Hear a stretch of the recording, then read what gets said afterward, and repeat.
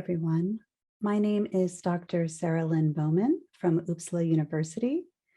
I work at the Department of Game Design, and I'm part of a research group called the Transformative Play Initiative. Today, we're going to talk a little bit about an introduction to live action role-playing, or LARP. We're going to talk about what it's similar to, where it has come from, where it has been, and where it is going. All right, so we are going to be discussing, first of all, what is a role-playing game? And for our purposes, a role-playing game refers to the enactment of a character in a co-created fictional world. That world creates a sort of magic circle of play in which the physical and social rules of reality are different from everyday life. Sometimes these magic circles can contain props and costumes, but generally the fiction exists mostly in the minds of the participants. And we call this subjective diegesis, which means that the LARP is not something that's external to us. It's something that is within our minds as we're experiencing it. And therefore, the audience members are also the participants and co-creators, meaning that they are in a first-person perspective as audience members. So we often think of fantasy or science fiction or post-apocalyptic fiction as part of role-playing games, but really a role-playing game can be any genre, setting, or theme, as we will see. So there's three main types of role-playing games. There are virtual or digital role-playing games, which a lot of people tend to think about. These are the text-based or graphical computer games that a lot of you may have played at some point in your life. They can be single player or multiplayer. Tabletop is more of a co-creative, spontaneous type of role-playing, and it's usually played sitting at a table, sometimes with dice and character sheets, sometimes with little miniature figurines. It tends to be less physical and more verbal.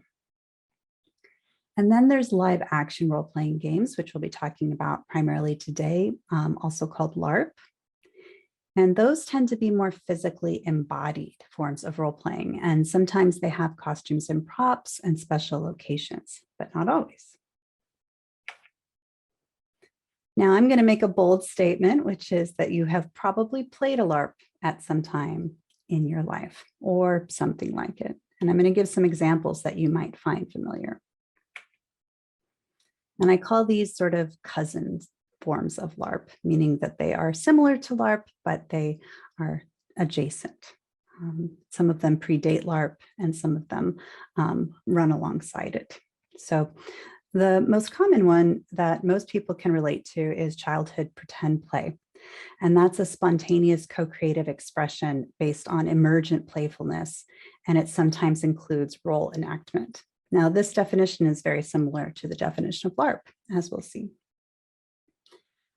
However, childhood pretend play tends to involve comparatively loose frameworks for rules and characters and focuses on this sort of emerging imagination. So there's less of an emphasis on making sure that the fiction is coherent. Sometimes pretend play is enacted alone. So for example, enacting imaginary friends, so interacting with beings that arise from the imagination that no one else can see. Sometimes we interact with transitional objects, which is when we imbue inanimate objects with magical powers, consciousness, personality traits, or other special qualities. Children also sometimes create paracosms, which are these imaginary worlds that they can inhabit, and they can sort of dictate what happens within. And also, children often engage in identity play. So they might imagine themselves as someone else, for example, Batman or some other fictional character. And here we have an image of Calvin and Hobbes, the famous cartoon. And Calvin and Hobbes are playing, they're walking across a tree limb. And as we come to find out, Calvin is the little boy that is imbuing Hobbes with this essence, this personification, this personality. But Hobbes is a stuffed animal. So sometimes childhood pretend play is actually enacted in groups, and that's when people will engage in different roles in specific social circumstances. And so we can think of these as social games. So for example, things like chase play, so things like tag or hide and go seek, domestic play like playing house, playing at the adult roles of keeping a household together. Professional play, so for example, playing school. Cops and robbers is an example of chase play plus professional play with this sort of moral connotation. And here we have some kids playing cops and robbers. And then there's also dark play, which is edgy, and that can be consensual or non-consensual. So an example of non-consensual dark play would be bullying. And some people do consider that a game, for lack of a better word. Another form of spontaneous co-creative expression is improv. And some of you may have engaged in a theater class or some other form of improvisation. It's often used as a warm-up in theater, or sometimes it can be a performance of its own. Sometimes it's just for the group itself, which is that first person audience we talked about. And sometimes it's for a third person audience, so an external audience. Improv tends to be enacted for comedic purposes to entertain people. It usually involves very short scenes and characters. So these are just little momentary eruptions of creativity, and the characters come as quickly as they go. However, there is a form called long-form improv, where there is repeated enactment of certain characters, placing them in new settings, situations, timelines, that sort of thing. And there's also theater sports, which are game-like improv games you may have seen. Whose Line Is It Anyway, for example, is a television show that's based on theater sports. And the improvisers actually gain points based on their ability to entertain with their creativity. So this is kind of similar to a LARP in a way. There's also simulation and educational role-playing. And this is where we still have that spontaneous expression in the moment. It's not based on a script, but it's based on specific learning goals or parameters, and it's a form of experiential learning. So everybody going into this exercise understands that they're trying to learn a specific skill or whatnot. So sometimes it can be highly creative, and sometimes it can be very limited in terms of what somebody can contribute to the narrative. And it's often used to train specific skills or competencies. And those might be technical skills like learning how to check blood pressure, or social skills like bedside manner, for example. And here we have some healthcare professionals that are training using simulation with a standardized patient. So somebody who's pretending to be a patient in a hospital, and they're taking her blood pressure. And so often simulation is connected to some form of professionalization. And this can be in the military and educational settings, government simulations, healthcare, therapy, and business. And so this is where people train to be in these professions using role-playing as practice, so that they don't have to fail in the professional setting. They can actually, experience the stress of the job or the difficulty of the social skill or whatnot in a less stressful and more tolerant of failure environment. And then there's therapeutic role-playing, and this is also spontaneous expression, but it's based on specific scenarios that are intended to evoke a certain response or to practice a skill related to emotional growth. So here the emphasis is not necessarily learning new information or learning some sort of practical skill, but it may have to do with emotional growth and moving past aspects of one's life where one feels stuck. And so it may include more or less creativity, similarly, depending on the structure. Sometimes therapeutic role-playing can be very specific in terms of practicing a certain script that you do over and over again, or it could be a lot more freeform. But it tends to be embodied, and it's used in many therapeutic modalities in different ways. So for example, role-playing, the term actually came from Jacob Moreno's psychodrama and sociodrama. So he was watching children play and he came up with this term role-playing, and that's the word that we use now. He was also developing these therapeutic modalities that work with the therapist and the client individually, and also in groups with sociodrama. Similarly, there's drama therapy. There's just Gestalt therapy, where you might have somebody sitting in a chair and they're projecting parts of their consciousness at another chair and interacting with that, and then switching roles. There's family constellations, which we see an image of here, where someone is asking other people to embody their imagining of their family dynamic. And so each of these individual people in the group setting are playing these different roles and physically embodying for that person what they are experiencing emotionally. And so it's very abstract in that regard. It's not as concrete as we might think. And then there's internal family systems, where people are playing parts of themselves in a therapeutic context. And the idea with internal family systems is similar to this external constellation. We have internal constellations where there's different parts that interact with one another and have different needs. And it can also be used as a form of community activism, so less on the one-on-one level and more in the social realm. And an example of this is Theater of the Oppressed, which is focused primarily with empowering people from marginalized groups. So in short, role-playing is a human thing, and it takes many forms. These forms may include character embodiment, community building rituals, interactive storytelling, fiction writing, puzzles and problem solving, and symbolic enactment. And so at their core, I see that there are three basic functions of role-playing. The one is a way to create community. And so like ritual enactment, for example, is often used as a way to build community. Skill training, so ways to build scenarios, problem solve, and practice pro-social behaviors, and also exploring one's identity. So for example, exploring alternative gender expression or different archetypes within the self that one is projecting outward, which is very common in LARP, as we will see. So all of this is background to say that many of you have probably experienced some form of LARP or something akin to it. And there are deep and meaningful ways that people LARP and reasons why they might engage in this kind of role play.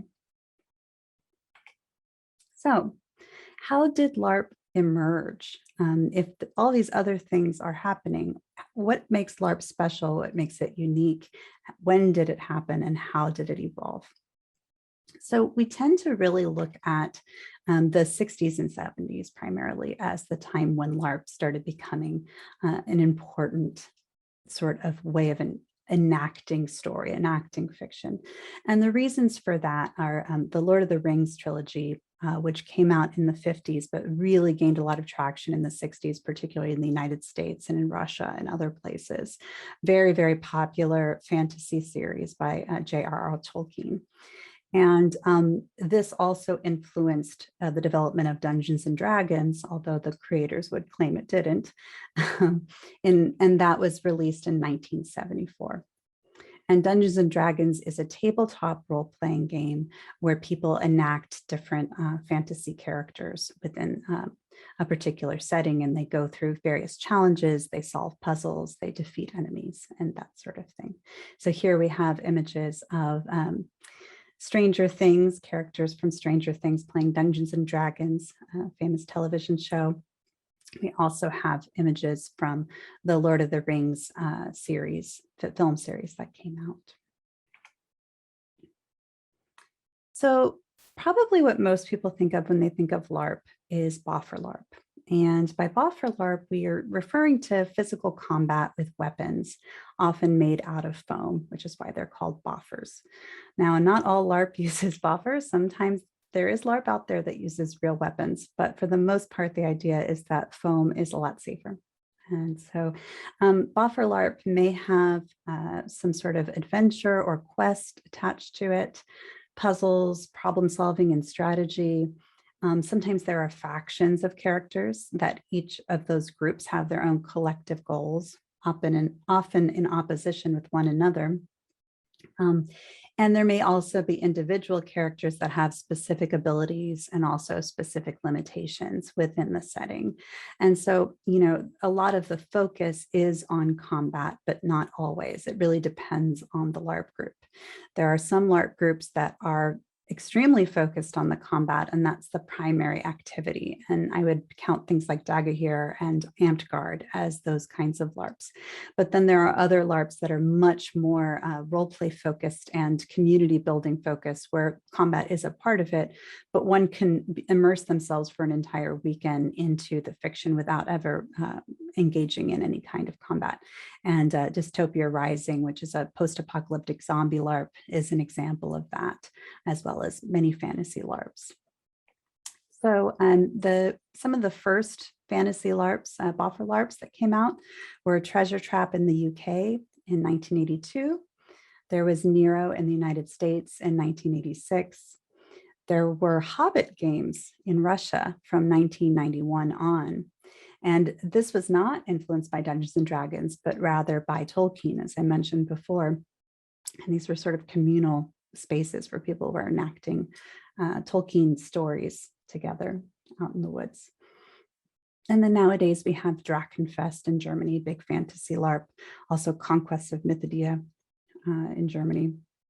Some of the biggest LARPs in the world are actually in Germany, thousands and thousands of participants at once.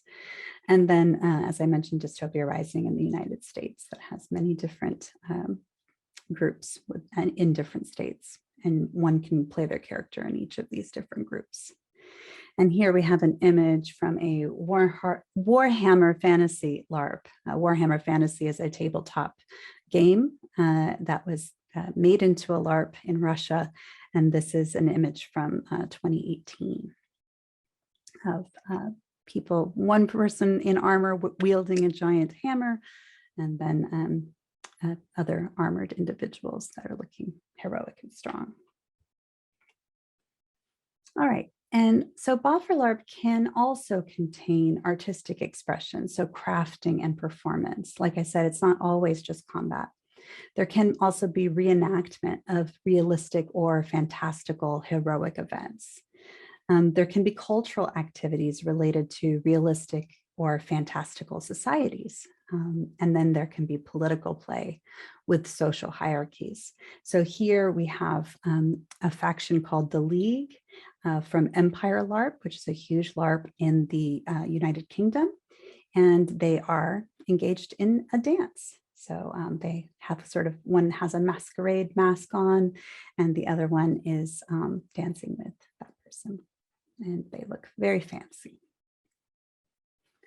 And so there are some cousin forms to fantasy LARP that are worth mentioning here, such as the Society of Creative Anachronism, or the SCA, which is LARP-like, although they will not call themselves LARP.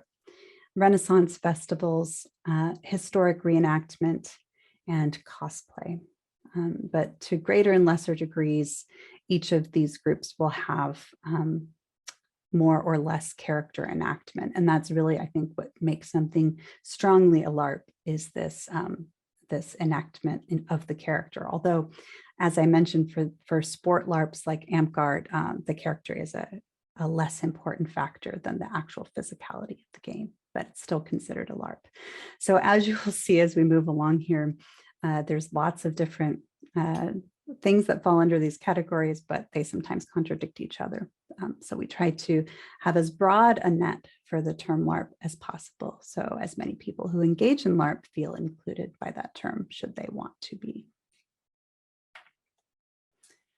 So the next type of LARP, again, difficult to put a word to because it's called different things in different countries, but for now I'm just going to call it chamber LARP, as it's often called in Europe. It's also called parlor LARP or theater style LARP.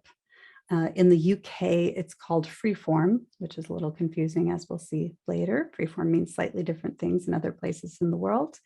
And in the US, it's called interactive literature, in the Intercon convention, for example. But basically, instead of being out in a field role-playing with boffer weapons and stylized combat, for example, it's often played in indoor settings in a chamber, for example. It can be played like in one room where the entire LARP takes place in one room. Could have more rooms, but and it includes highly social play, so politics, romance, intrigue, these kinds of things. And it tends to have representational combat as opposed to physically embodied combat, if combat is present at all.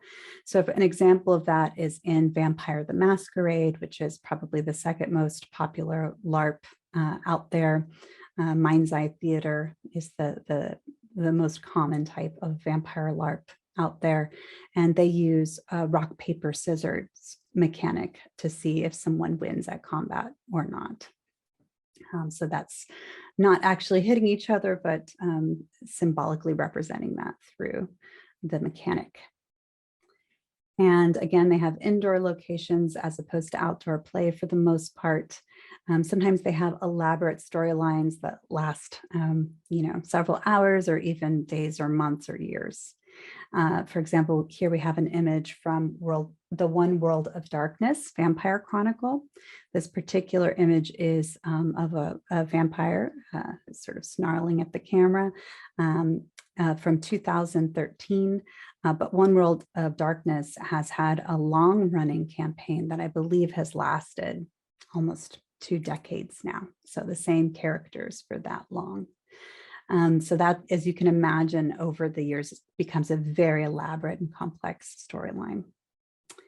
And then they often have these sort of historical themes or different historical content that's embedded within these LARPs. Not always, but often.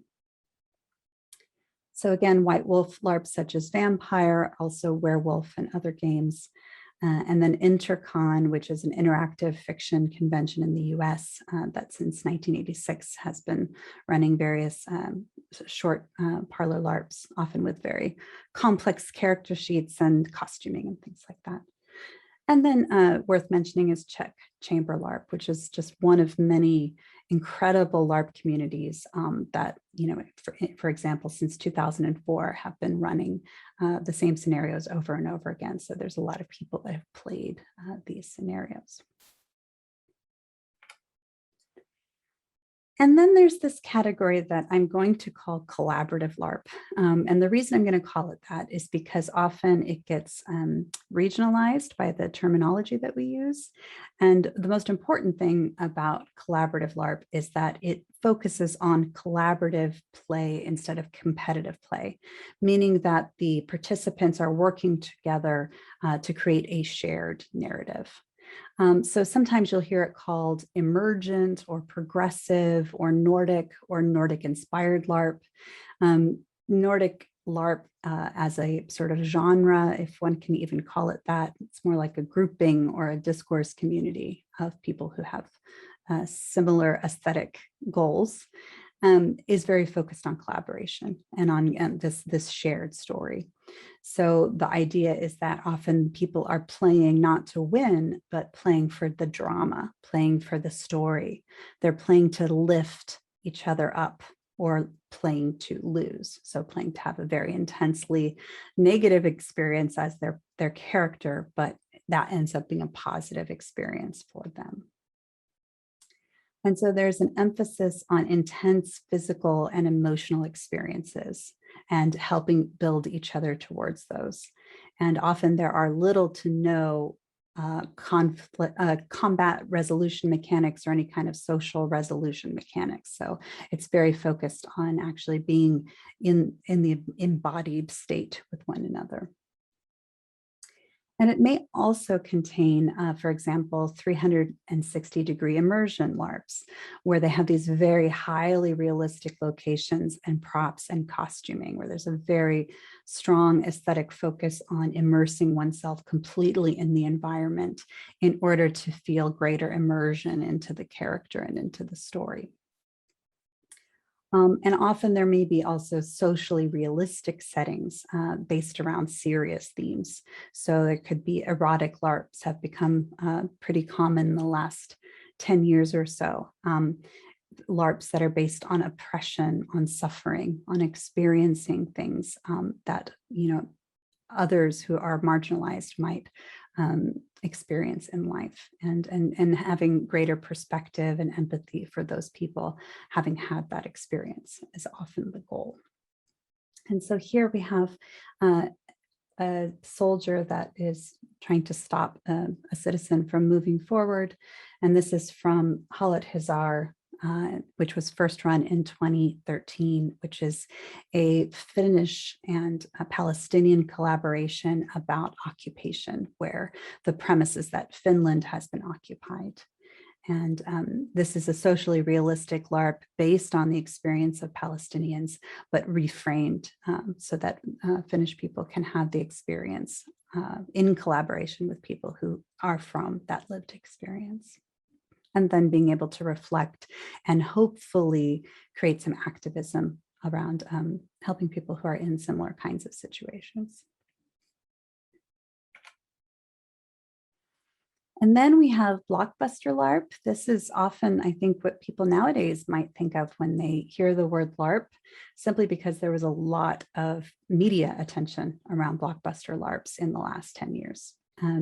So these are also called destination LARPs or tourist LARPs. Sometimes they're called castle LARPs because there was a series of them with different settings, but played in Polish castles for many years.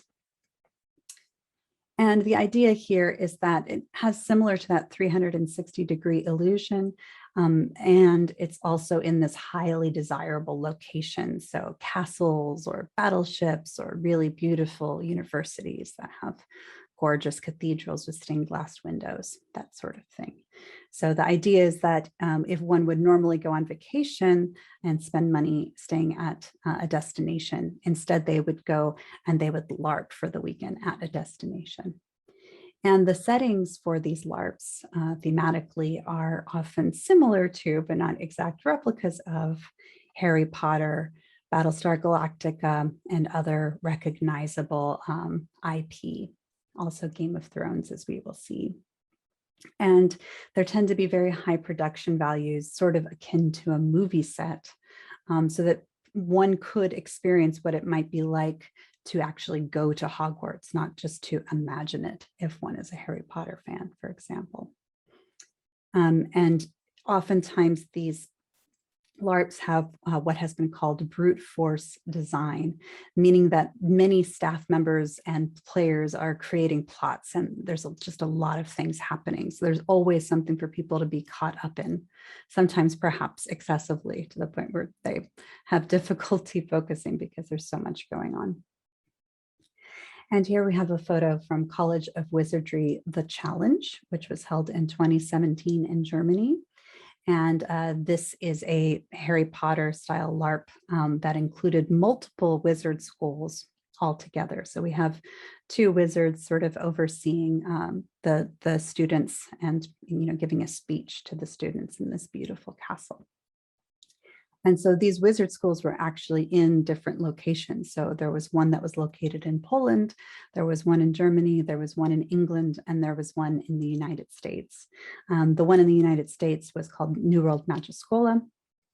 And so all of those were represented at this particular LARP. There was also Monitor Celestra, which was a LARP played on a destroyer, on a battleship, essentially. And that was a Battlestar Galactica themed LARP. And then there was Dragon Thrones, which was played at an Ivy League university, very old and beautiful Ivy League university. And that was based on Game of Thrones. So you had this like incredible atmosphere, and you had people dressed in these sort of, really extensive fantasy costumes, but it was also a very political game that was focused on solving puzzles and game-like elements. All right. And then I'm going to talk to you a little bit about freeform. And like I said earlier, this is a little bit of a confusing term because it means different things in different countries and even within the same communities. But you may hear it called Jeep form or Nordic freeform, American freeform, or just freeform LARP.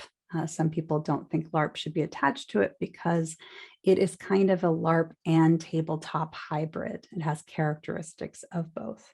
I tend to use the term sort of interchangeably and connect them to one another personally. What is interesting, there's a lot of interesting things about freeform. One of them is that they tend to be very short scenarios. Sometimes they can be only 5 minutes. Sometimes they can be just a few hours.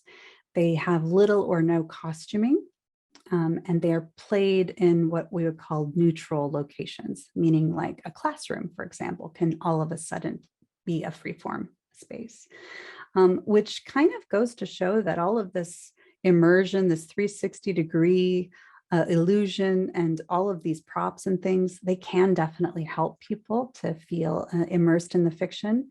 But actually, we can imagine ourselves in very, neutral locations and be very, very heavily immersed as well. So that's quite interesting. And this recalls pretend play. As children, we don't have expensive sets to imagine things. Our minds just go there often.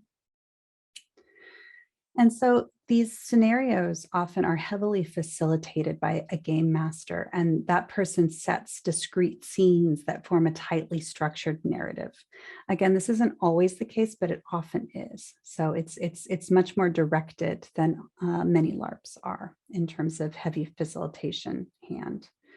And they also tend to feature meta techniques that enhance the narrative. So flash forward, flash back, monologuing, and other kinds of narrative techniques that can help bring the story out and move it forward. So instead of giving too many examples of freeform scenarios, because there are hundreds of them out there, I'll just tell you about some conventions where freeforms tend to be featured every year. There's Festival in Denmark, there's the Stockholm Scenario Festival, there's Grenselandet in Norway, and there's Dreamation in the United States. These are just some examples. Here on the side, you can see two people in a relatively empty room, just sitting at a table and looking at each other. And this is a LARP called Naive, which is a freeform LARP by Axel Cazeneuve. And it's about representations of sexuality. So as you can see, this is a very sparse setting, but there can still be very active engagement and intention with one another in a very, very little costuming or props or setting dressing. There's also the Golden Cobra competition that it is run every year online, and dozens of scenarios get submitted to that. And there's also the hashtag Feminism Nano Game Anthology, which is interesting because it was specifically designed to cultivate people who were new to game design, and also cultivate short games that could be played very easily on various topics related to feminism. All right, and now I'd like to talk a little bit about Blackbox Larp. Now, Blackbox Larp sort of defies a lot of our thoughts about what LARP can be, in that it's often very minimalistic. Instead of being immersed in these fantasy environments with all of these elaborate costumes or even very socially realistic world settings, they tend to have these minimal sets with sparse costuming and props, often in a theater setting, so a black box theater. And so then they will often use lights and sound in order to augment this space. And there are often emphasis on abstract representations of themes, of time, of certain settings, characters and relationships. So instead of having a very, what you see is what you get aesthetic, meaning that everything that you see and do in the LARP is realistic. There may be these sort of abstract representations. For example, the LARP featured here, White Death, by Nina Runa Essendrop and Simon Steen Hansen, is one of the most famous examples of a black box LARP. Kind of fuses theatrical embodiment into this sort of abstract representational LARP where people have limited physical movements. They can only sort of move their bodies in certain ways. And the props that they have are these things like balloons or pieces of paper or little bowls of sugar. And these things represent sustenance or faith. And so they're interacting in this nonverbal way with these abstract objects, and that ends up becoming very meaningful. So here, when you actually restrict what people can do in a LARP, actually a lot of really intense play can happen and a lot of meaning can be made in rather abstract ways. So in this case, for example, we have unusual physicality and vocalizations that might occur. And sometimes black boxes can actually be placed inside a larger LARP. So there may be a LARP, for example, Just a Little Lovin', which is about the AIDS crisis in the 1980s.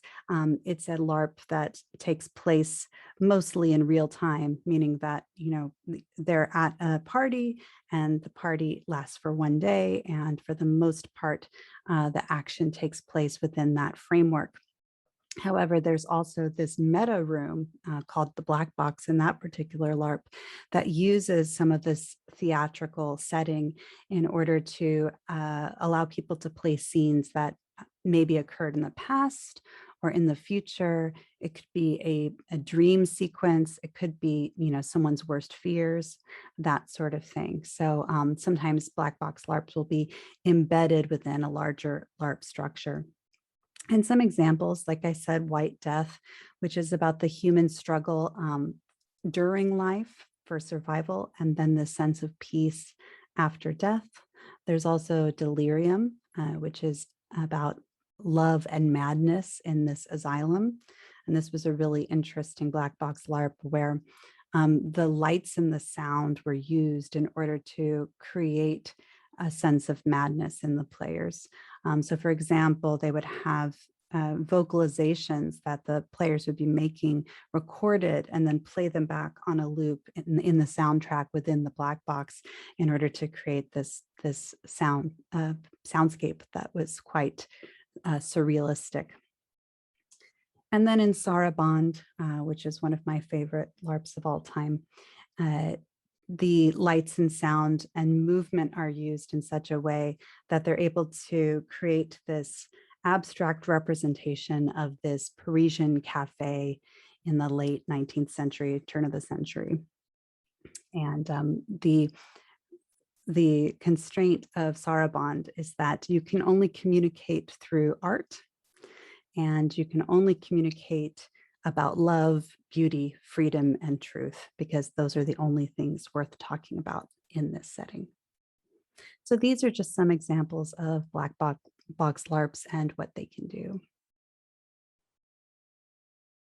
So some takeaways. LARP is similar to other forms of embodied artistic expression. It tends to defy concrete definitions. It is theatrical, it is artistic, and it's game-like. And it's always evolving into new experimental forms. So here are my references, which you are welcome to look at. I will also share them in the chat so that you have access to them. And again, I am Sarah Bowman from Uppsala University, and I'm part of the Transformative Play Initiative. So here is our information if you would like to contact us. Thank you very much.